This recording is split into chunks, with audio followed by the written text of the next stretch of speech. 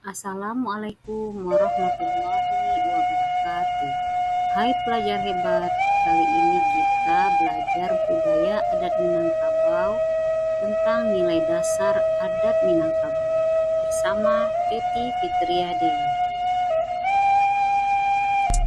Tahu Dinan Ampe, etika landasan komunikasi sebagai pijakan budaya adat Minangkabau yang terdiri dari 52 jenis menurut adat Minangkabau. Dimulai tahu Dinan Cie, tahu Dinan Duo, tahu Dinan Ampe. Bermaknanya sebagai suluh bendang pedoman bagi masyarakat Minangkabau. Setelah datangnya agama Islam, kaum adat dan kaum agama dipimpin Rajo Alam Minangkabau sepakat dalam Sumpah Sakti Bukit Maropalam pada bulan Mei tahun 1403 Hijriah atau bertepatan dengan bulan Sa'ban 804 Hijriah menjadi adat Basandi Syara Basandi Kitabullah. Adai bapane syara balindo, sara mengato adik memakai, alam takambang jadi guru. Nilai dasar di Minangkabau, adat dan sara menjadi the rule of law yang wajib diikuti dan ditaati. Adat Basandi Sara, sara Basandi Kitabullah. Menerapkan aturan adat dan sara di Minangkabau dikenal filosofi nan ampe. Tahu Dinan Ampe, etika landasan komunikasi sebagai pijakan budaya adat Minangkabau yang terdiri dari 52 jenis menurut adat Minangkabau. Dimulai tahu Dinan Cie, tahu Dinan Duo, tahu Dinan Ampe, beserta maknanya sebagai suluh bendang untuk pedoman adat Minangkabau. Tahu Dinan Cie, maksudnya tahu dengan Allah Subhanahu wa Ta'ala sebagai Tuhan yang Maha Esa. Nan Cie, Surat Al-Ikhlas ayat 1-4. Katakanlah Muhammad, dialah Allah yang Maha Esa. Allah tempat meminta segala sesuatu. Allah tidak beranak dan tidak pula diperanakkan, dan tidak ada sesuatu setara dengan Dia. Tahu Dinan Duo, sesungguhnya Allah Subhanahu wa Ta'ala menjadikan segala sesuatu yang ada di sekitar kita serba dua.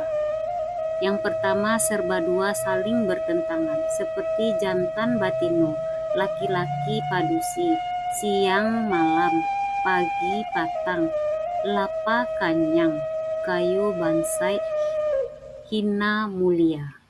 Serba dua yang saling melengkapi, lareh nanduo yaitu foto piliang budi caniago, minyak nan baduo, datuk ketemanggungan dan datuk perpatih nan sabatang, ramah nan duo, ranah dare dan ranah pesisir, tampik hidui nan duo, dua rantau, sarai nan duo, adat diisi limbago ditua, cupak nan duo, cupak usali, cupak buatan, serba dua berhubungan sebab akibat, gabak di hulu tando ka hujan, cewang di langit tando kapane, sakali aya gadang sakali tapian barali. Nanduo adat Basandi Syara, syara Basandi Kitabullah, melahirkan nan ampe, yaitu adat nan sabana adat, adat nan diadatkan, adat nan teradat, adat istiadat. Setelah adanya adat nan ampe, lahirlah kato nan ampe. Kato termasuk bahasa dalam falsafah adat. Bahaso menunjukkan bangso, bahasa menunjukkan bangsa. Ini berarti bahasa dimiliki oleh setiap bangsa dan suku bangsa, termasuk suku bangsa Minangkabau. Kabau dipaci talinyo, manusia dipanggang ucapannya. Tahu dinan ampe, jauh sebelum orang Minangkabau memeluk agama Islam, mereka telah menunjuk Nan Satu sebagai raja, bukan manusia tapi Nan Bana, yaitu hukum alam atau sinatullah. Di Minangkabau harus mengenal Nan Ampe, memahami Nan Ampe, serta mengamalkan Nan Ampe, yaitu satu, adat Nan Ampe. Adat Nan Ampe terdiri dari adat Nan Sabana adat, adat Nan diadatkan, yang ketiga adat Nan teradat, kemudian adat istiadat. Kato Nan Ampe. Kato Nan Ampe terdiri kato pusako, kato mufakai, kato dahulu, kato kudian. Yang ketiga ilmu Nan Ampe. Ilmu Nan Ampe terdiri dari satu, tahu wujud diri. Inti falsafah adat Minangkabau itu adalah tahu di diri, yakni berdiri sendiri, punya pendirian, punya harga diri, ingat akan diri, sadar siapa diri, bisa mengurus diri sendiri, malu diri, bisa bisa bela diri, dan harus menjauhi perasaan rendah diri, lupa diri, jual diri, tak tahu diri, tak sadar diri, bunuh diri, dan lain sebagainya. Man arofa nafsahu lakof arofa rabbahu. Siapa yang mengenal dirinya, maka ia kenal kepada Tuhannya. Ado pandan, ado duri, dalam duri ba duri pulo. Ado badan, ado diri, dalam diri ba diri pulo. Tahu jo orang lain, tahu jo alam, tahu jo Allah Subhanahu wa ta'ala. Ampe kato nan dikecean, satu kato pusako adalah kata yang diwarisi seperti mamang dan petuah adat.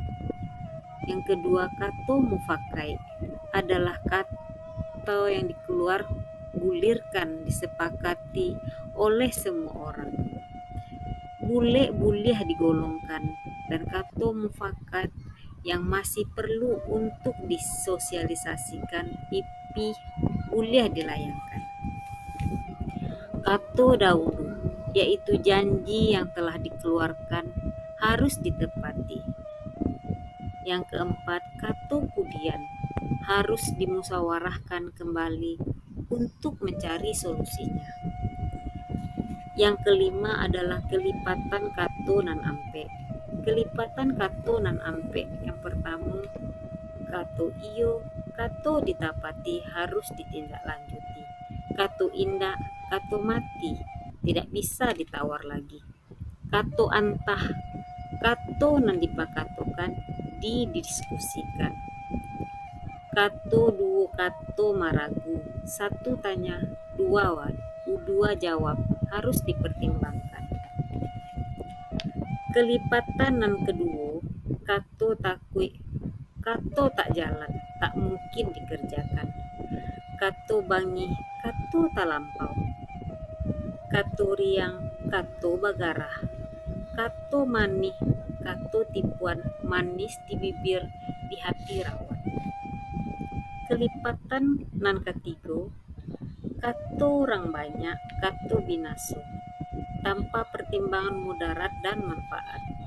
Kato kawan, kato membunuh, terlalu percaya dapat mencelakakan. Kato laia, kato ucapan, kata yang sesuai dengan perbuatan. Kato batin, kato disimpan, perasaan hati tak perlu dikemukakan kepada orang lain. Yang keenam, lamgam kato Nan Ampe, yaitu satu kato mendata, berbicara dengan kawan sebaya, biasanya bercampur dengan garaman tawa dan lelucon. Yang kedua, kato malere, berbicara dengan orang sumando, manantu, orang yang disegani dan perlu diksi pilihan kata-kata yang perumpamaan yang sifatnya tak langsung kepada yang bersangkutan. Yang ketiga, kato mandaki, berbicara dengan orang yang lebih tua, harus dihormati dengan kalimat yang teratur, formal dan sopan. Kato manurun, berbicara dengan orang yang statusnya lebih rendah, seperti ibu kepada anaknya, kakak kepada adik, atasan kepada bawahan dengan kalimat pendek, tegas, kalau perlu berisi perumpamaan. Yang ketujuh, sipai kato nan ampe. Yang pertama, bakato mencari kawan. Yang kedua, bakato tidak bakawan. Isi pembicaranya menunjuk hidung fitnah, tuduhan, dan gunjingan. Yang ketiga, bakato mencari lawan. Isi pembicaraan merangsang perasaan seorang sehingga menimbulkan amarah. Yang keempat, bakato tidak balawan. Isinya berupa anjuran, suruhan, perintah, sehingga si penerima tidak mampu menolak atau membantah. Yang kedelapan, sifai kato nan ampe. Yang pertama, kato bermanfaat. Pembicaraan bersifat bermanfaat, seperti kata-kata yang diucapkan juru kampanye, pidato, dakwah, dan lainnya. Yang kedua, kato malarai. Pembicaraan yang sifatnya melaratkan, seperti pembicaraan orang jahat berupa dorongan untuk berbuat negatif. Kato manfaat tapi melarai, pembicaraan yang berisi manfaat dan melaratkan. Yang keempat, kato mudarai, jo malarai, pembicaraan yang tidak memanfaatkan dan melaratkan, seperti perkataan anak-anak di bawah umur dalam perang-perangan. Yang kesembilan, martabai kato nanampe. Yang pertama adalah kato dan sabana kato, yaitu firman Allah, sunnah Rasul, dalil-dalil ilmu pasti, mamang adat. Kato nan dikatakan segala diajarkan kepada orang, pesan, amanah, dan wasiat, serta ideologi. Tahu jonan ampe, yaitu satu, kato mandaki. Kato mandaki adalah tata berbicara kepada orang yang lebih tua, seperti berbicara kepada orang tua. Yang kedua, kato mandata. Kato mandata adalah berbicara kepada teman yang seusia. Contohnya, berbicara kepada teman sekelas atau teman bekerja. Yang ketiga, kato manurun. Kato manurun adalah bahasa yang kita gunakan kepada orang yang lebih muda, seperti dari guru kepada siswa, dari orang tua kepada anaknya, atau dari mama kepada anak keponakan. Yang keempat, kato malereng. Kato malereng adalah tata bahasa yang digunakan kepada tempat kita berbicara kepada lawan bicara yang disegani dan dihargai, seperti berbicara kepada penghulu, kepada pemuka adat, kepada guru. Lima bumi dipijak, di situ langit dijunjung. Demikianlah pembelajaran nilai dasar adat Minangkabau. Semoga bermanfaat. Terima kasih. Assalamualaikum warahmatullahi wabarakatuh.